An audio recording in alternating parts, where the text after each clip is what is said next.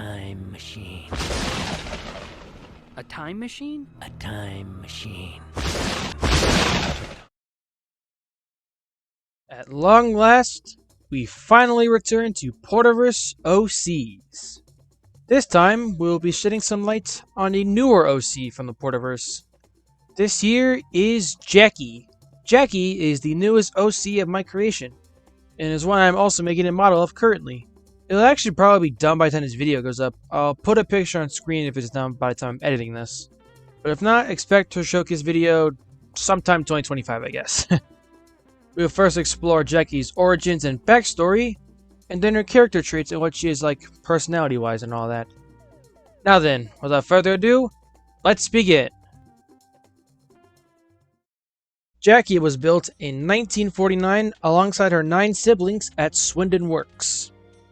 Nobody really knows which number she was given upon entering service, but the number she did end up with eventually was 1506.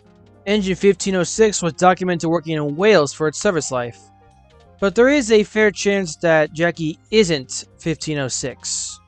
She could be any one of them between 1503 and 1508. The reason being that 1501 is the IRL preserved engine, and 1502 and 1509 were parts donors for 1501 and were eventually scrapped. So it leaves it down between these few. So whatever the case may be, Jackie ended up with number 1506 by the time she was withdrawn in 1963. 1506 wound up being on the back burners of these scrapyards and was left sitting for a good few years. After some time, she was already written off as scrap by this point, and she was left sitting in the elements, slowly rusting away. In the early to mid 1970s, Sir Stephen Tom Hatch was actively looking for engines to save from scrap that can work on the recently reborn Northwestern Railway. He came across the slowly rusting 1506 and knew she had to be saved, especially after learning the fates of 1502 and 1509. So Tom knew another example of the 1500 class needed to be preserved. And so, Stephen had promptly purchased Jackie for Northwestern Railway service. Jackie would steam once again. Jackie herself hoped to be in service way sooner than expected, but she did have to wait a good few years. You see, during this time, Crovan's Gate Locomotive Works was absolutely overloaded with engines being restored for service. You see, a few years back in 1968, the NWR split off from British Railways, and part of the whole deal was that British Railways would hand over a bunch of withdrawn engines to the Northwestern, and they will all be used across the NWR's network. And most of them were being restored pretty much around the same time, so the workforce of the engine works was stretched pretty thin. And given that Jackie was one of the later arrivals, she was effectively put on the back of the queue for some time. Eventually, she was fully restored by 1981 and painted up in Great Western Mint, a color she always wanted to wear, especially given that she was stuck wearing BR black her whole life and now deeply resented British Railways after being withdrawn. Jackie was assigned to the Callan branch line, which was in dire need of a third engine to run at full time alongside Duck and Oliver. It was basically standard protocol at this time that GWR engines and rolling stock were to be on this line, as it was dubbed the Little Western, and so Jackie was the perfect fit. She mostly handles goods work and shunting, and still runs on the Little Western branch line with Duck, Oliver, Toad, and all the other Great Westerners to this very day.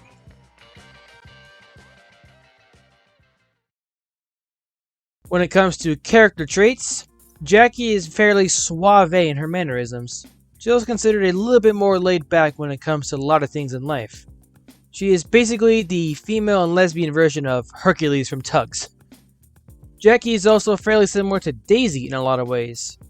Both are ragingly gay and of high status in appearance. But they differ on one thing: preferences in work. Daisy despises goods work with all of her heart and only prefers doing passenger work, while Jackie absolutely loves goods work and often is pretty chummy with the trucks, which comes as a shock to a lot of engines. Jackie even says that she prefers goods work to passenger services. She does get along well with all the other coaches and stuff, but she does prefer hanging out with the trucks generally, and it's one of the very few engines that actually make them behave. Jackie is also good buddies with Duck, Oliver, Toad, and all the other Little Western coaches, given all their heritage, and they all get along very well. Jackie usually interacts with Toad the most, given that she is mostly a goods engine and Toad is used on goods trains. Jackie is also good friends with Sigrid and all the RSL tramway engines.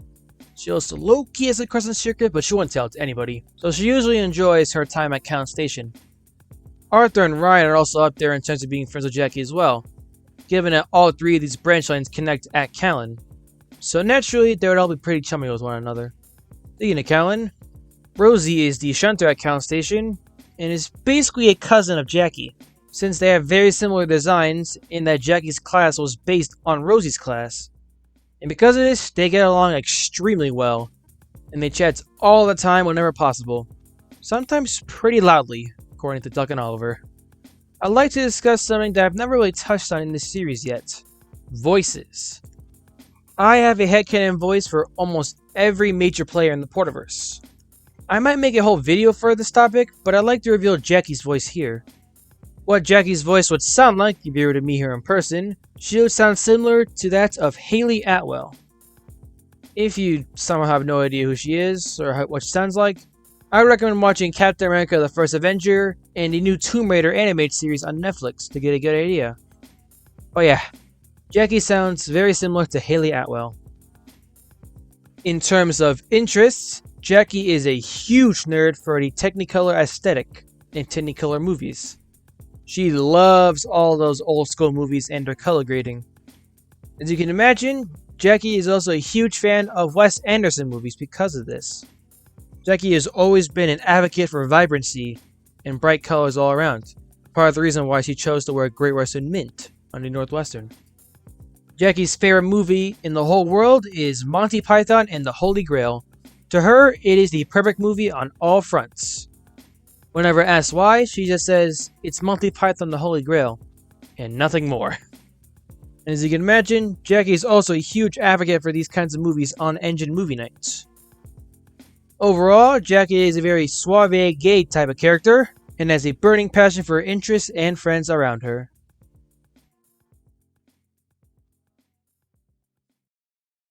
And that was my newest OC, Jackie. I'd say it's probably one of my more favorite OCs that I've made, if I do say so myself, as I really like how her design and personality came out. At first, I was a little bit unsure how to tackle her promo art design, but once I saw getting the general outline down, I just knew it was going to be a good one, especially how I tackled the face as well. I am super proud of how this character turned out, and I can't wait to officially debut her in her debut story. I don't really have any idea when I'll make that, since I have a lot of other stories I want to make too, but just know it's happening eventually. But yeah. Thank you all very much for watching this episode of Porterverse OCs, and I shall see you all same time next week. Welcome back to Porterverse Lore Ramblings. We have reached the 20th full-length episode in this series. I'm honestly kind of shocked I managed to get this far already. This is pretty insane. We actually managed to create a series longer than most Marvel shows. But anyways, so thank you all for the support on this journey for this series. It's been really crazy. This series has taken off a lot. So without further ado, let's jump right into the action. Number 1. Following the reopening of the Arlesdale Tramway in the 1970s, a rake of new tramway coaches were built to the design of the Witch Beach and Outboard tram coaches, specifically the bogied variant, as opposed to the two-wheelers, of which Henrietta was a part of. These new bogied coaches were used in tandem with the original two-wheelers once they entered service, and are still in use with the originals today. Number 2. Ruth, the character from the 2020 Bulba special I refuse to acknowledge the existence of, is a distant cousin of the Hat family.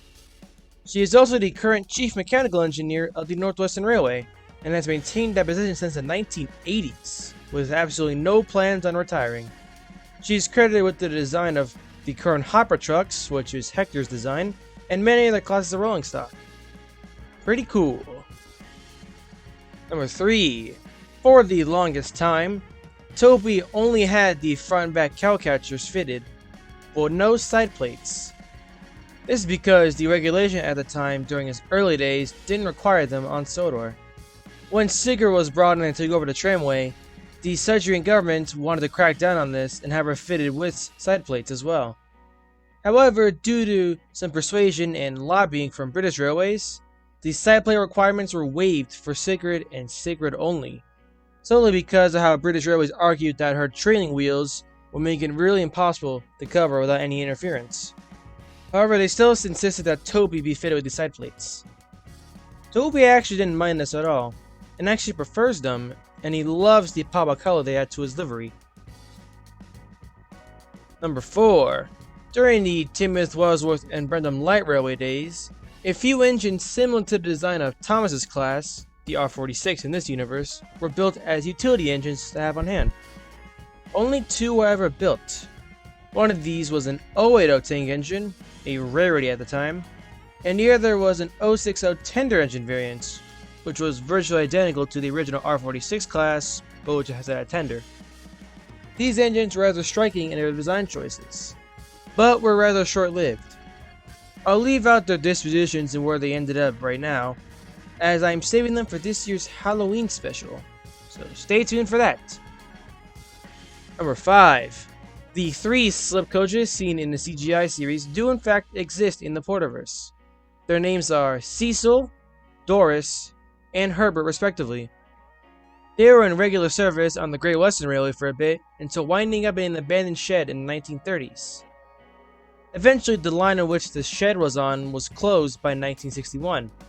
For a good while, they just sat there in the shed, until one fateful day in the 1980s when a runaway train veered onto the abandoned line and came across them. The discovery made headlines and caused quite a stir amongst preservationists. Debates on where they should go next was rather short-lived, as the Northwestern Railway quickly scooped them up and restored them for the Little Western branch line. They are now used as extra coaches during busy seasons on the line. However, the slipping feature of these coaches would not be used, as it was admittedly kind of dangerous and also against standards at the time. Cecil, Doris, and Herbert are still around on the Little Western today. Number 6. The Sodor Canal Company was founded in 1965 in the heart of Sodor. Since then, they've amassed a fleet of 20 canal boats, many of which were custom built for the company. Eventually, they were even able to build a railway halt for the canals, striking up a deal with the Northwestern Railway. The Sodor Canal Company will continue to thrive and become a massive tourist destination, and is still around this very day. Number 7. Butch holds the title of the highest mileage of a subterranean road vehicle. Since his construction in 1945, he has traveled an unprecedented 625,000 miles in his entire career. He is very proud of this and boasts about it regularly, even well after being preserved as well. Pretty crazy. And just like that, we have concluded the 20th episode of Porterverse Lore Ramblings. To be honest, I might take a step back from this series a tiny bit, mostly because I still need to gather more ideas for more episodes. So there won't be an episode of this series coming out for a little while, but I still will be making more lore-related episodes of other series, just not the Lore Rambling series in particular. And also another update regarding the channel, I have already mapped out the content plan for the remaining months of this year, and those will start rolling out now with the Thomas video that came out last week, and this Lore Ramblings episode being a part of it. Within those plans, I hope to get out at least 2 to 3 more Lore Ramblings episodes out before the end of this year. Not sure how many I want to get out right now, like the specific number, but I do want to get a couple more out before the end of the year. I'm also planning the Halloween special as well for this year, getting some more ideas for that currently. And also a little heads up in advance, there will be a Halloween marathon going up on October 31st. The Halloween special will be going up on the Sunday before Halloween. I think I might also try to get extra videos out during Halloween, as it is my favorite time of the year. So stay tuned for that, it's pretty exciting. And that's kind of all the updates. Everything else has been covered in my previous videos, so let's just get into the outro now. Thank you all very much for watching this episode of Porterverse Lore Ramblings, and I shall see you all same time next week. Welcome back to Porterverse Workbench. We are covering another rebuild this time around. That's right, Thomas the Tank Engine has been completely redone. He's actually one of the models I've been wanting to redo for a good while now. His older model was starting to show its age quite badly, I'd say.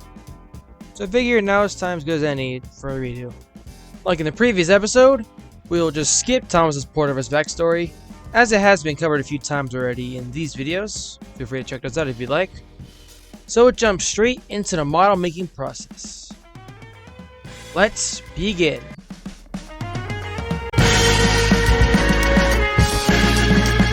My original Thomas model was made using a body shell designed by the LBSC Thomas on Twitter. It was designed to fit on the newer Hornby Terrier chassis.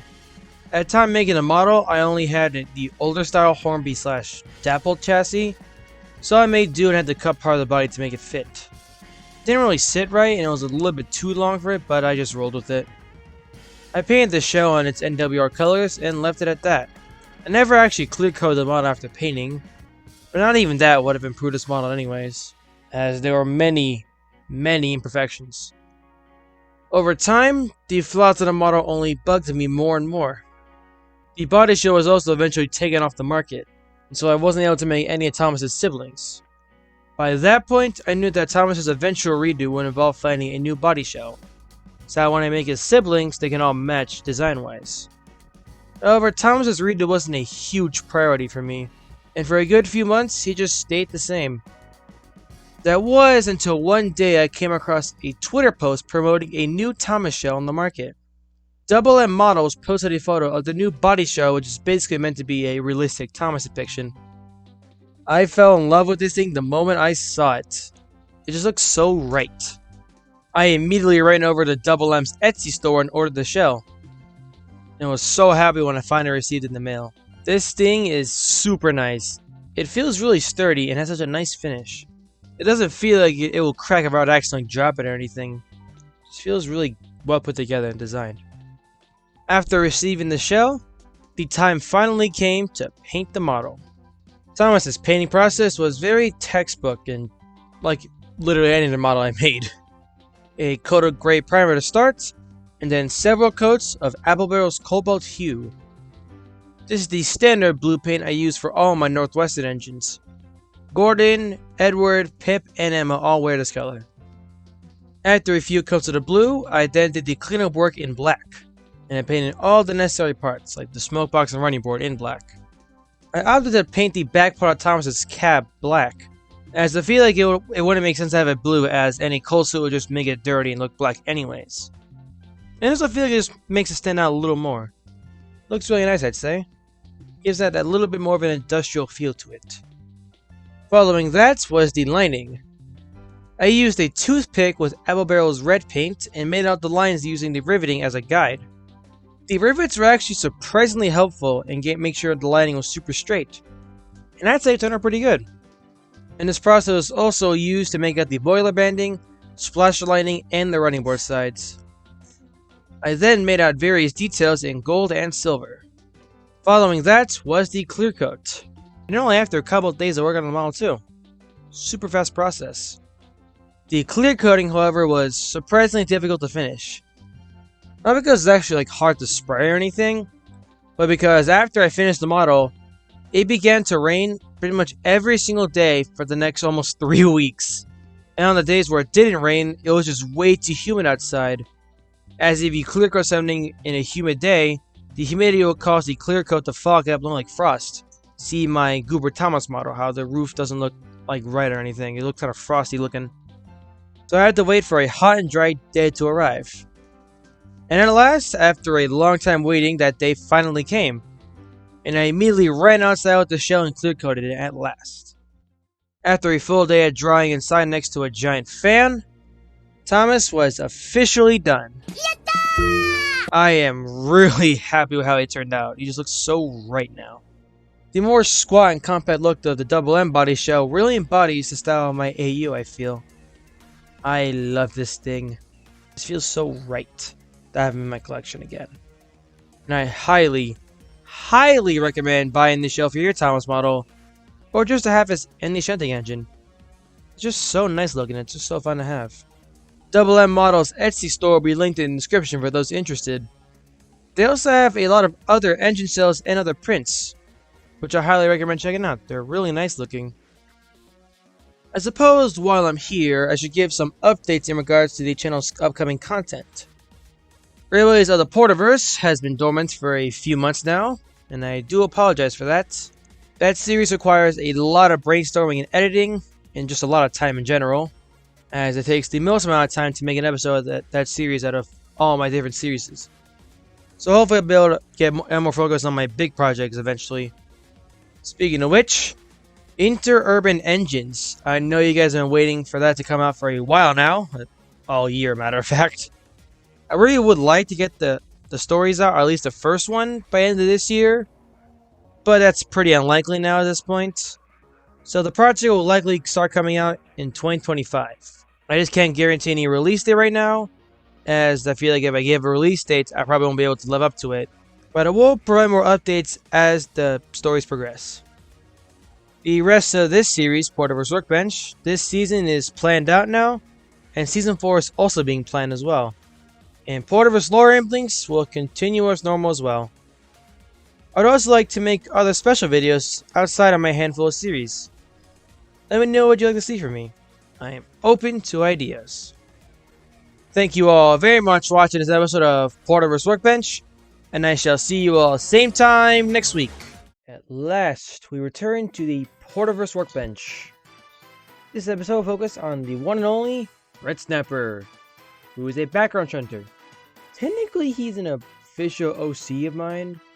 Well, yes and no, as he's just meant to be a background engine just put into the backgrounds of videos to fill up space. He's never meant to have a character in it or anything. But he does have the name Red Snapper, as I felt that given his livery, suited him pretty well. And that he's meant to be more of a dockyard shooter than anything. So yeah, now then, let's jump into how I made this oddity of a model of Red Snapper.